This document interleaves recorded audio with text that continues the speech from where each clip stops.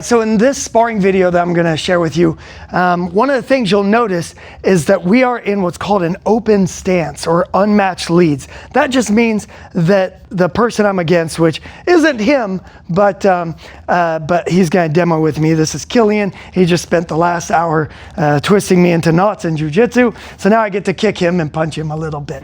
So anyway, but we're in this open stance, meaning he has his left foot in front and I have my right foot in front. Now this changes things quite a lot.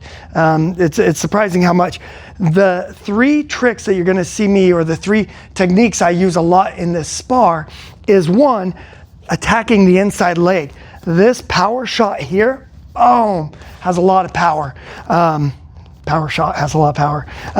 Anyway, I want to keep my foot on the outside so that my leg has a faster path to it. See, if my foot's slightly on the outside of his, go ahead and throw your rear round kick at mine. He doesn't really have the same, his body is out of alignment. He's not going to get the same kind of power.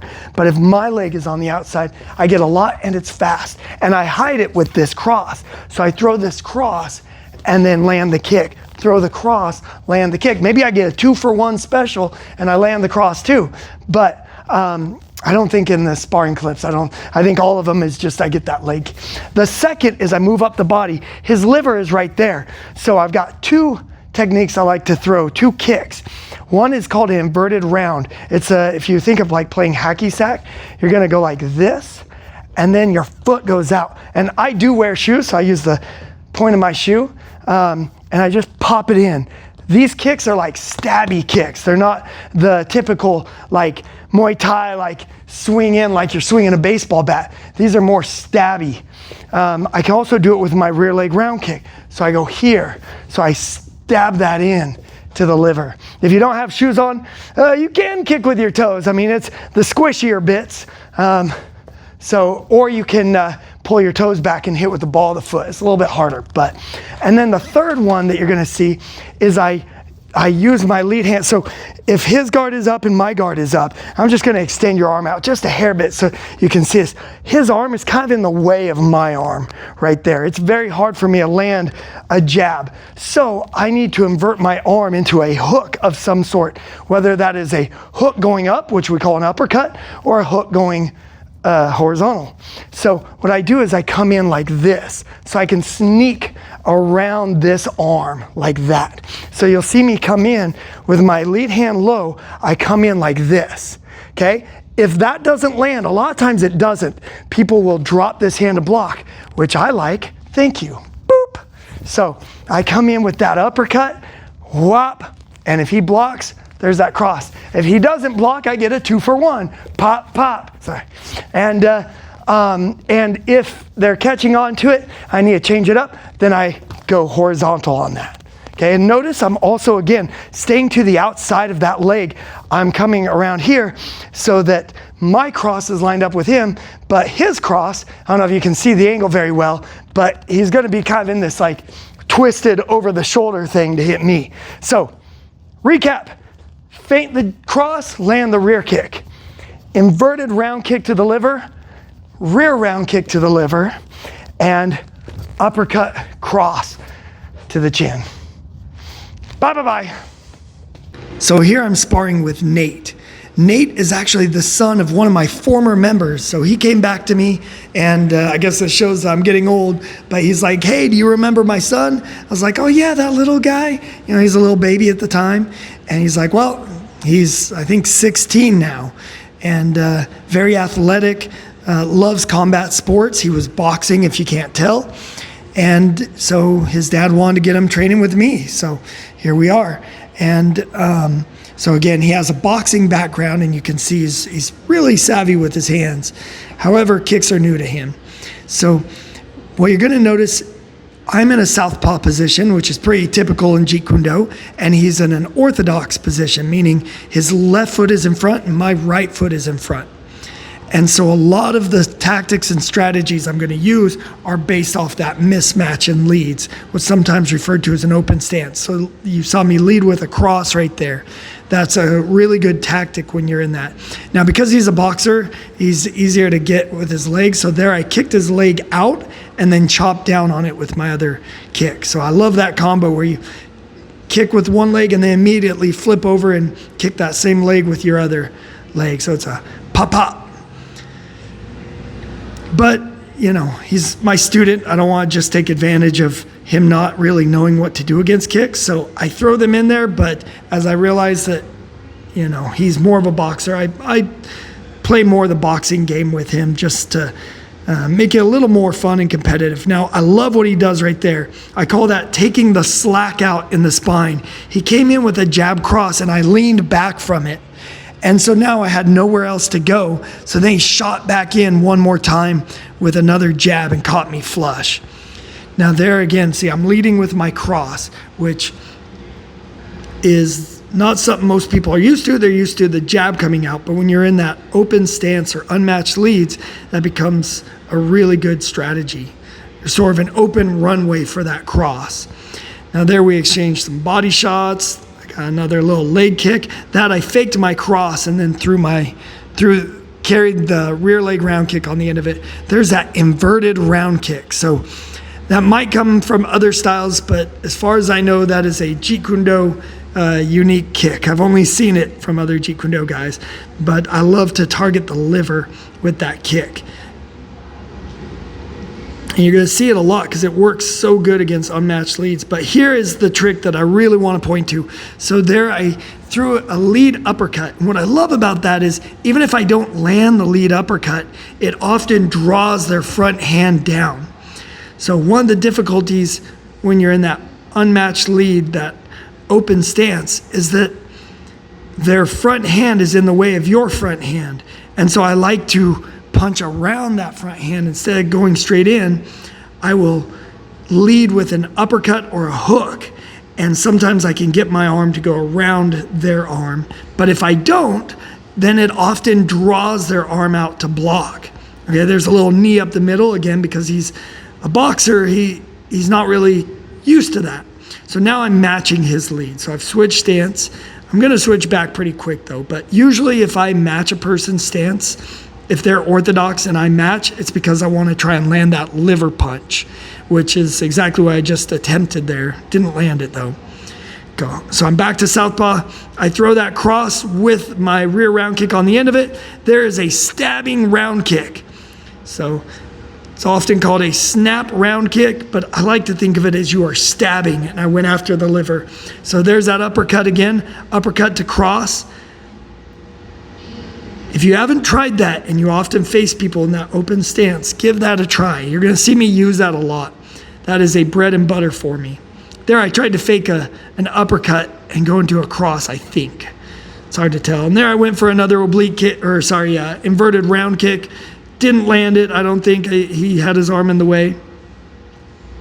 There I fake a cross. It looked like he was bracing for, he was probably bracing for me to throw another round kick like I was doing earlier, but instead I looped it into an overhand punch. And there, a little jab cross and then fade back into a round kick. I've switched leads. Now we're just getting a nice little back and forth battle. You can see his head movement's really good.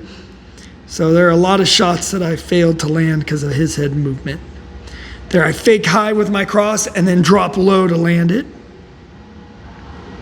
And then there's that liver shot. So I love attacking the liver. I joke that the liver is the chin of the body. There's that stabbing round kick again to the liver.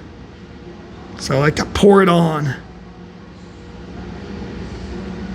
I fake a teep and then come down with a jab. And there's that lead uppercut. So that time I actually landed it and failed to land the cross afterwards. I go for a heel hook kick. I like that kick because a lot of people, it looks like you're throwing a round kick and then you just swing it around and catch them in the face on the opposite side. Okay, here's round two.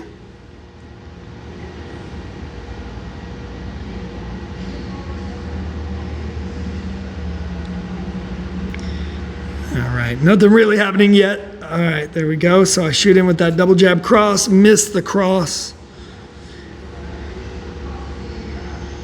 Got my guard up.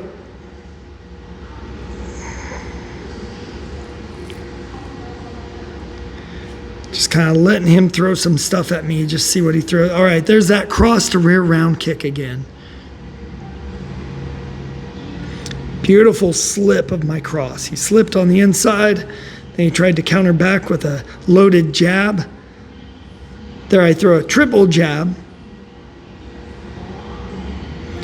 That stabbing round kick again.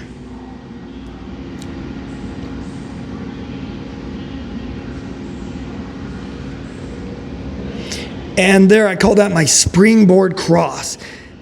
Right before I threw that, you would have seen me kind of step my back foot back a little bit to sort of load it. It also creates this effect like I'm moving back. And there's that uppercut cross again. His lead arm was drawn out by my uppercut, creating a perfect runway for that cross to land.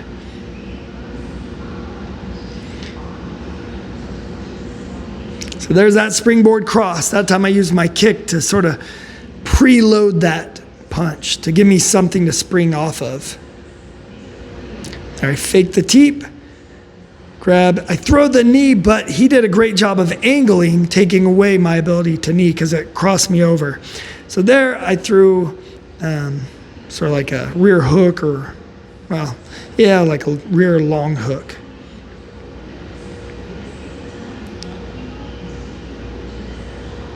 All right, great head movement. I'm not landing anything there. Great guard, great head movement.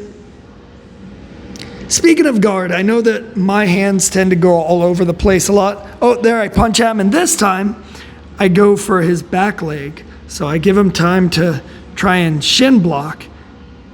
I guess that'd be his front leg. Anyway, I went for the standing leg. He slips my lead straight punch right there. So I know I swing my arms around a lot. It's pretty conventional wisdom to keep the hands up. However, oh, there we go. I go to cut kick. So I see him trying to shin block, so I go after that support leg again. I like to use the arms. Now, you have to know how to use your arms as a good guard to block punches. However, if you're more willing to play a riskier game, lead straight punch, I guess that's more of like a little jab cross jab combo right there. And there I throw it again. This time I connect on the cross. Oh, and the jab on that one. But if you're willing to take the risks, by lowering your hands, you lower your center of gravity. It makes footwork and head movement easier. You can also use, there's that uppercut cross. Oh, that landed perfect. So that time I landed both the uppercut and the cross. And now he lands a body shot.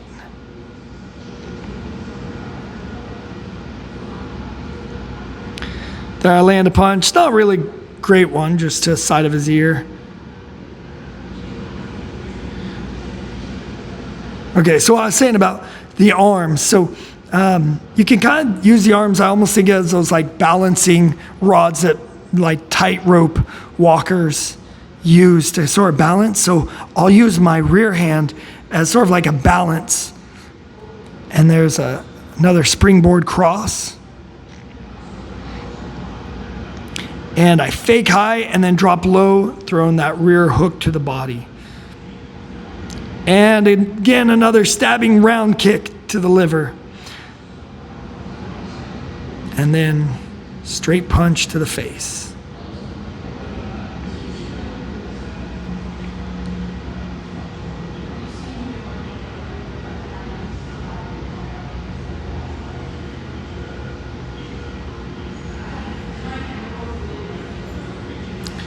There. I was trying to set him up. I threw a kick. Oh, there's a nice little side kick. Threw a kick at his leg. Then I was hoping to make him think I was throwing the same kick and then cut kick his support leg, but he didn't go for it, so I missed. But it was a good little side kick right after. And that's the end of the round. All right, third round right here.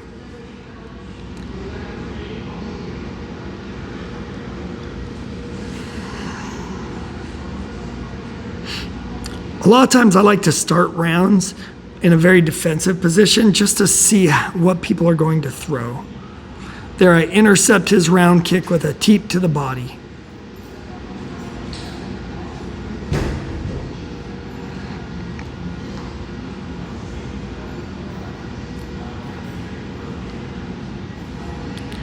And there's that straight punch.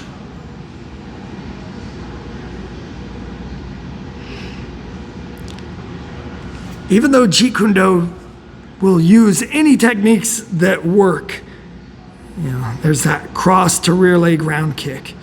There definitely is a certain signature to Jeet Kune Do. There's a straight punch intercepting his jab. And one of the ways I think about it is Jeet Kune Do is a very springy art. It's very springy. There I do a stepping cross, followed by a rear leg round kick, lead leg round kick, that little 1-2, pop, pop. Now in Jeet Kune Do, everything's about adaptability. So of course, not every Jeet Kune Do person has to be springy. I think that was a question mark kick to the face. So a question mark kick means you make it look like you're going to kick low and then you swing it around high.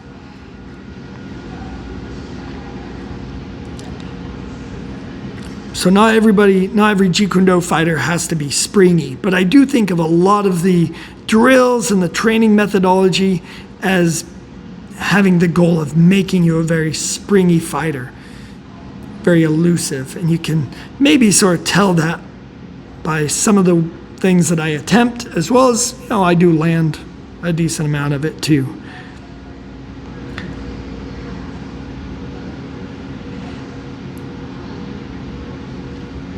There I go for the kick. I use that to change leads. One of my favorite ways to change leads is to throw the lead leg round kick and then bounce back into the opposite lead. There I land that jab right down the middle as he's going to kick, and then cross right behind it.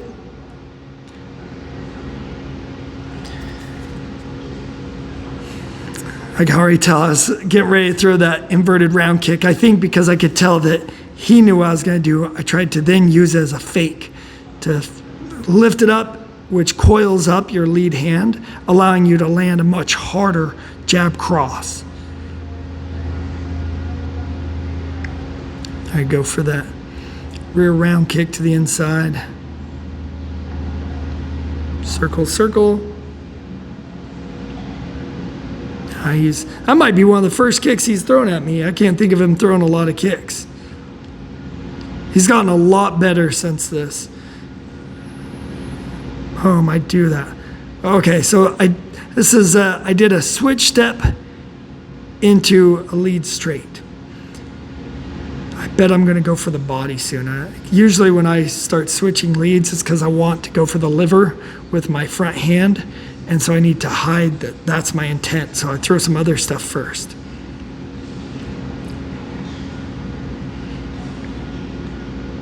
And a little jab as I circle.